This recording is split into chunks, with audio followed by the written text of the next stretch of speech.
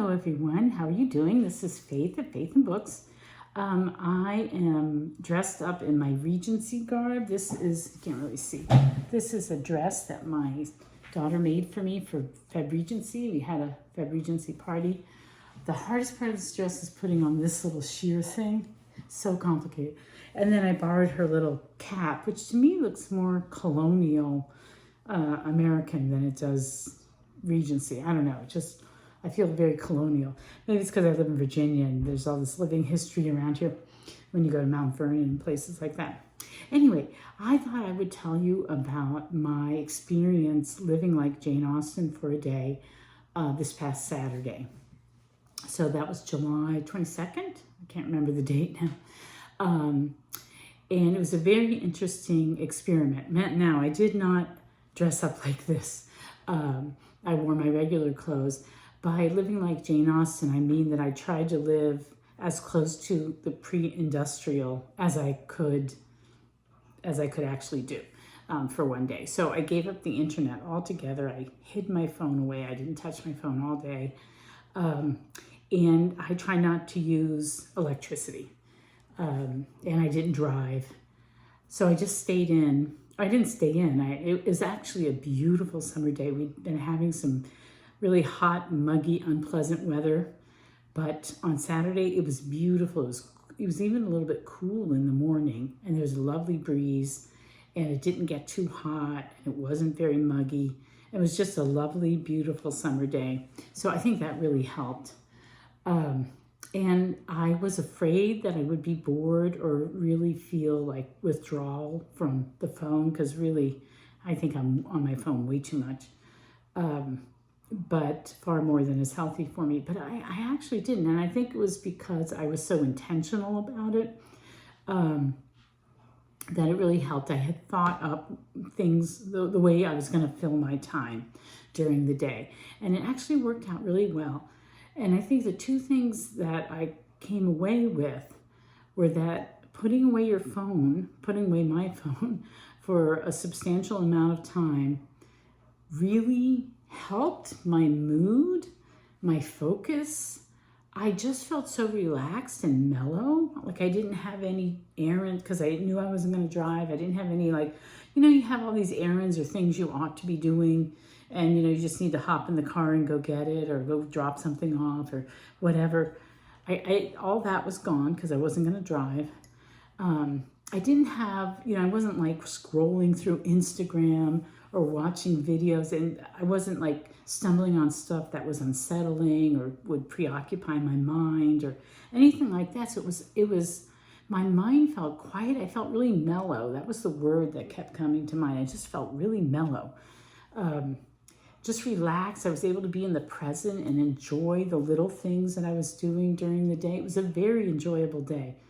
The other thing I think that really helped was not ever turning on a light. Like occasionally someone would turn on a light, or when I came down, I woke up at 5, which I'm an early riser anyway, naturally.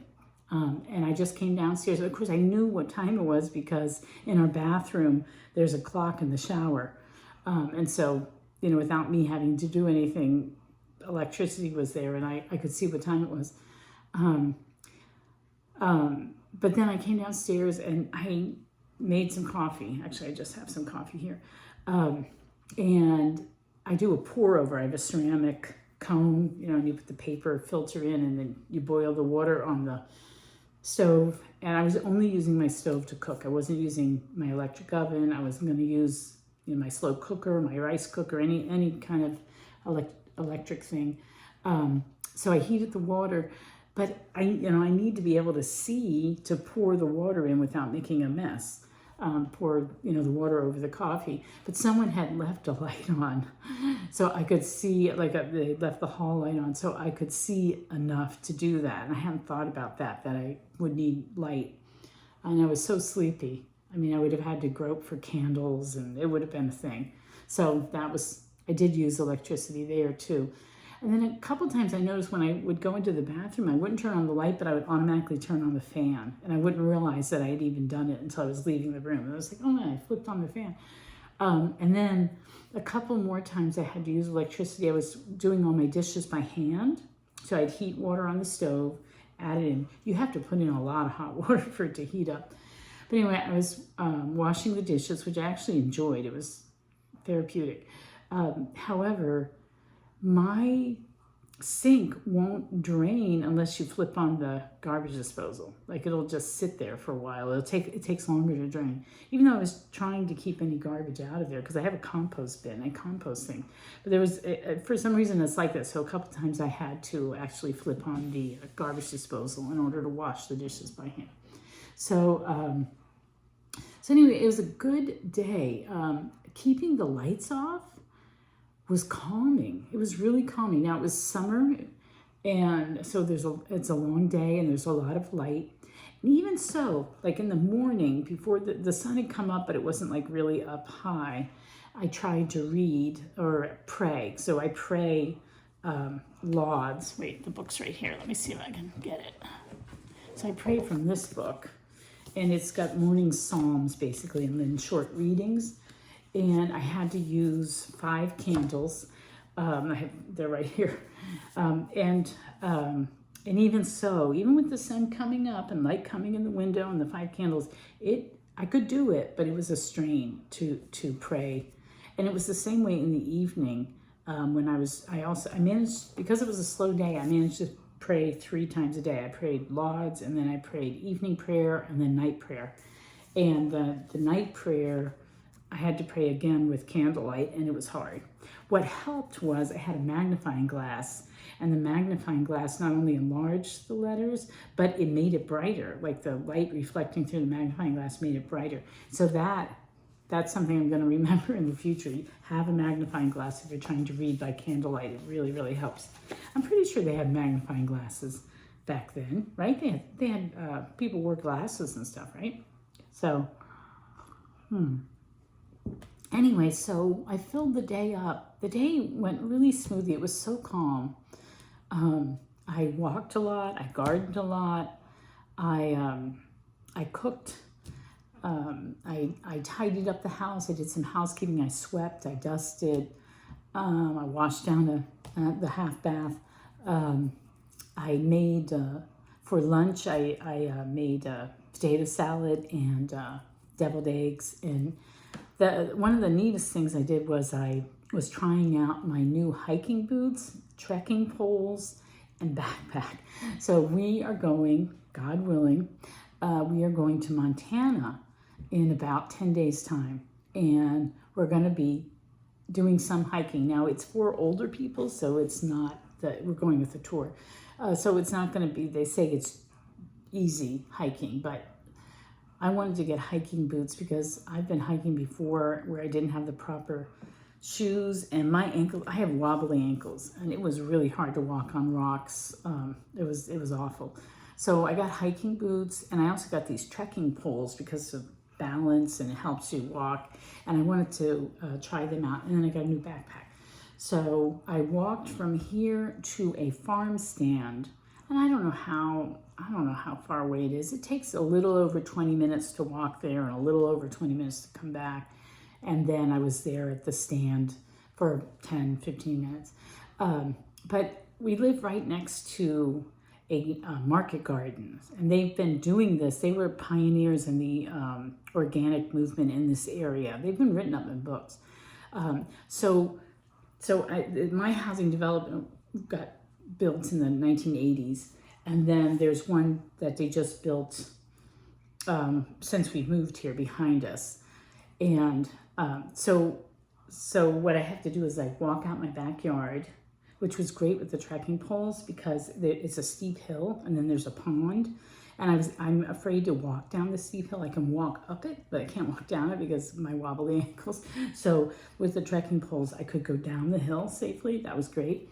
And then you can walk behind the new neighborhood next to one of the big fields where they grow a lot of lettuce and vegetables in that particular field. Then you have to enter the other neighborhood for a couple of blocks. And then you go past this other kind of co-housing neighborhood, very small area. And then just beyond them is this farm. And they had about, I wondered where they put their beehives, because they used to have beehives in that vegetable patch or whatever. It's bigger than a patch, it's a field. And they had moved them, but now they're all, I walked by them like 11 beehives, but they didn't know bees. I mean, I didn't see any activity, or I didn't feel in danger. I felt like I was far enough away that I wasn't in danger. But anyway, that's like a rutted dirt road that you can walk through. They let you walk through the farm to get to the farm stand.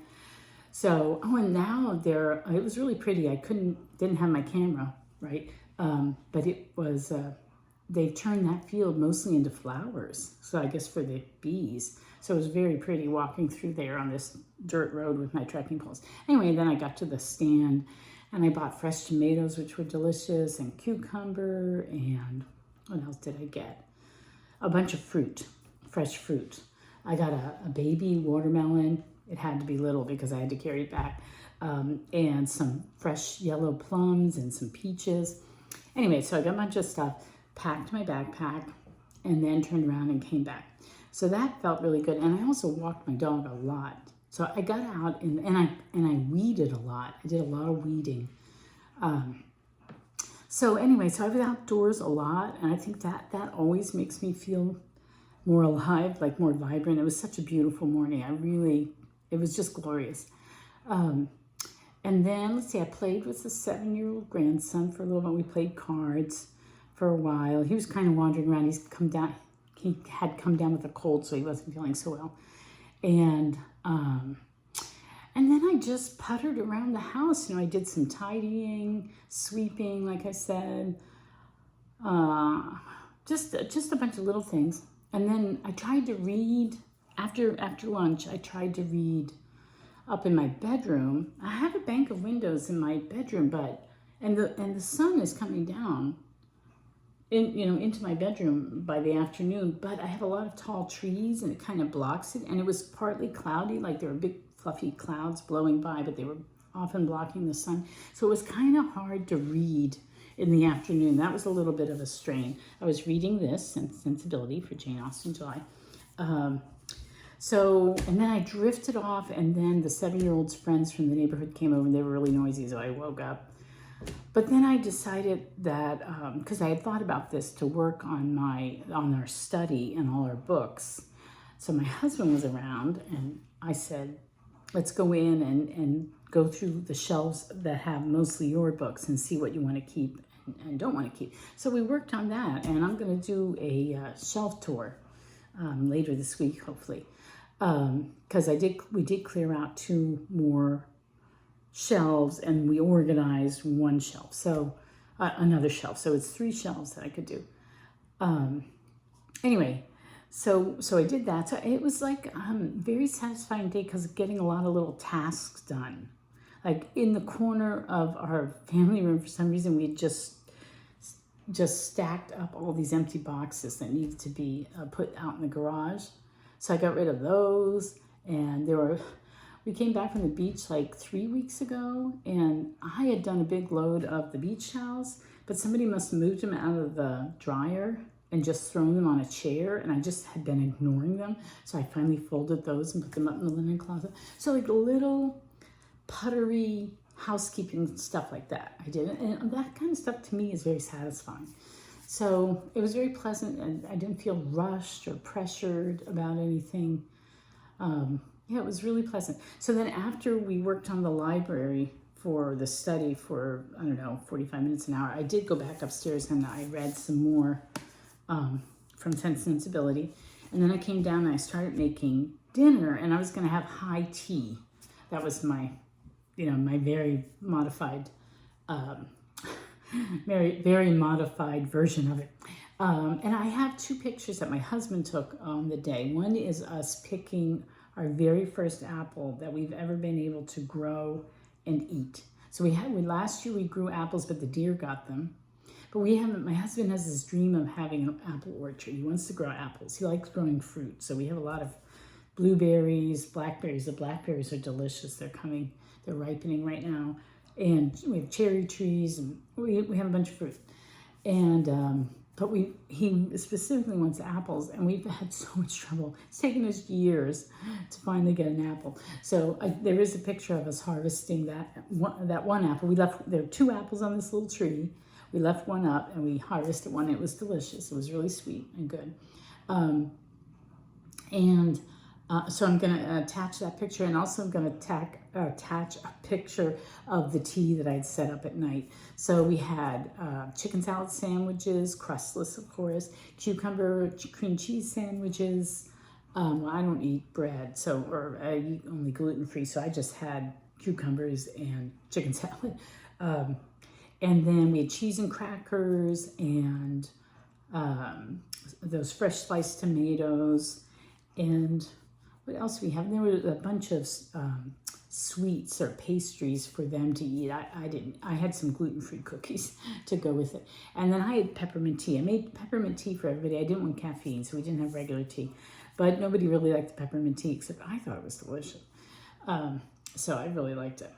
So anyway, so there's a little picture of that. So that's what I did for my Jane Austen, Live Like Jane Austen for a Day Sustainability Challenge. I got a lot of reading done after dinner, after I'd washed the dishes, and I had more energy to wash the dishes. That was the other thing. I felt like I just had more energy not being on the internet. So does it suck energy from me somehow? Because I dread doing the dishes at night, and a lot of times I don't. I only get them partially done. I do them in the morning because I just feel so much more energetic. But I was able to just wash them, even though I was hand washing everything. I was able to clean the kitchen without feeling tired. And then I sat out on the screen porch and did a lot of reading. So I read a lot from Intro to Christianity. I read a lot. That's my theology read. Then I'm also reading Laudato Si, which is part of Sustainability July. And then I read a lot in Sense and Sensibility. I'm almost done with Sense and Sensibility now. I've been reading it very leisurely all through July. It's been a real nice comfort read. So anyway, I got a lot of praying and reading and gardening and walking and tidying, and just it was a really pleasant, calm day. So I've decided that I'm going to try from now on once a month to do that, to deliberately put away my phone and try to keep the lights down as much as possible. Now in the wintertime, that might not be possible, but just get rid of the phone for a day, or even if I can't do a whole day partial, and just relax and be in the present moment and not be distracted and just feel calmer. It just made me feel calmer. So I really enjoyed the experience. I think I really could be somebody who lives off grid. I think I would love it. I think I would thrive. I've always been attracted to doing things the old-fashioned way, and my life did not turn out like that at all. And I married a guy who's like diametrically different from me in that regard. But I really think that I could be somebody who really loved living in an off-grid cabin. I think I would just thrive. So anyway, so that was my experiment, and it's pretty gabby here. I'm sorry, but I'm going to attach those 2 pictures, and I'm going to make some more videos later this week. So I hope you are doing well. I hope you're having a good Jane Austen July. I hope you're trying to live in a more sustainable way. And happy reading. Bye.